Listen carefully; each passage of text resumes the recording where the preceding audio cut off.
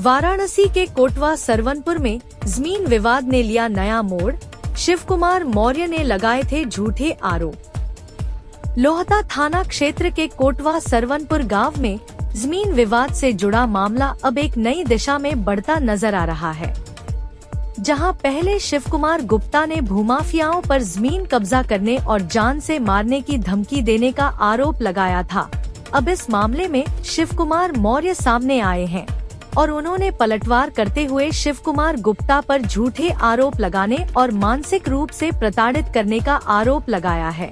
शिव कुमार मौर्य का कहना है कि उनका घर, मकान और दुकान आराजी नंबर 390 पर बना हुआ है, जिसका शिव कुमार गुप्ता द्वारा बताए गए आराजी नंबर 395 और 396 से कोई लेना देना नहीं है। बावजूद इसके शिव कुमार गुप्ता बार बार उनके ऊपर झूठे आरोप लगाकर तहसील से नोटिस भिजवा रहे हैं, जिससे वे मानसिक तनाव में हैं। मौर्य ने यह भी आरोप लगाया कि शिव कुमार गुप्ता उन्हें झूठे मुकदमे में फंसाने की साजिश रच रहे हैं और राजस्व विभाग के माध्यम से दबाव बनाकर बेवजह उन्हें परेशान किया जा रहा है।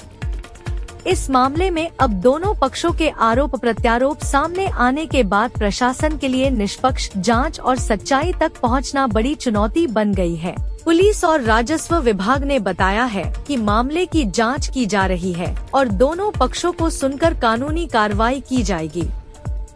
गांव में चर्चा है कि मामला पूरी तरह उलझ चुका है और अब सच्चाई का पता प्रशासनिक जांच से ही चल पाएगा।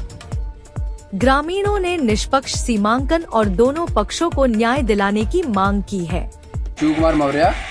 हाँ, कहाँ रहते हैं? अयोध्या। शिव कुमार गुप्ता से क्या मामला है आपका? अरे मुझसे कोई मामला नहीं सर, मेरा 390 में जमीन है, उसका 95 और 96 में जमीन है। हाँ। और बगल में मेरे चाचा की जमीन है, मेरी जमीन भी नहीं है। हाँ। पता नहीं क्यों आदमी मुझे बार बार टच कर रहा है, मुझे बार बार परेशान कर रहा है। 2 साल से मुझे परेशान किया। शिव कुमार गुप्ता का कहना है कि हमारे राज्य में एक विषय आप जमीन हड़पे हुए। तो वो 95 96 है, मैं 90 में हूँ। उसके बाद बगल में मेरे चाचा की जमीन है, उसके बाद सुभाष है, उसके बाद शिव कुमार गुप्ता है। 3 लोग के बाद हमें, तो कैसे मैंने उसका ले लिया जमीन? भाई वो तो 10 बार नपवा चुका, उसके बाद भी कोई दिक्कत नहीं है। हाँ। कानी गो नेपाल वगैरह सब नाप चुके हैं। हाँ।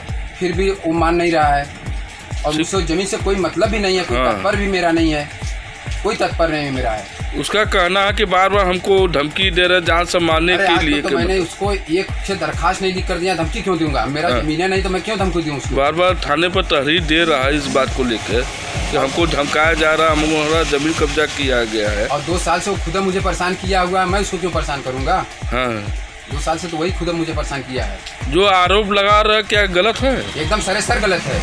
मैं 390 में हूँ, 95 96 में है और मैं, मेरी दुकान के बगल में उसका प्लाट खाली है, प्लाट के बगल में वो है, कैसे हम उससे टच करेंगे? मेरी जमीन तो कोई मतलब नहीं उससे, मुझसे है। ऐसा क्यों कर रहा है? अब पता नहीं क्यों कर रहा है। मुझे बार बार, मैंने उसके मिलने गया, समझने गया, बतिया भी नहीं रहा है, समझने खाली बार बार दरखास्त दे रहा है। कोई ऐसी मामला नहीं ना है? ऐसी कोई मामला नहीं है। नहीं 10 लोग को जुटा कर परेशान कर दिए, प्रधान के सामने, सबके सामने सुलहनामा लिख गया, हुआ हो गया। वो क्यों परेशान कर रहा है मेरे को? चौकी इंचार्ज साहब वगैरह सब लोग आकर देख लिए, मुआयना कर लिए, सब कुछ कर लिए, उसके बाद भी मुझे परेशान कर रहा है।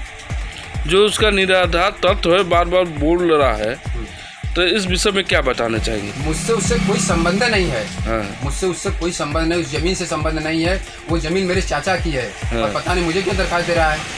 बगल में जो खाली प्लाट है वो मेरे चाचा की है, मेरी नहीं है।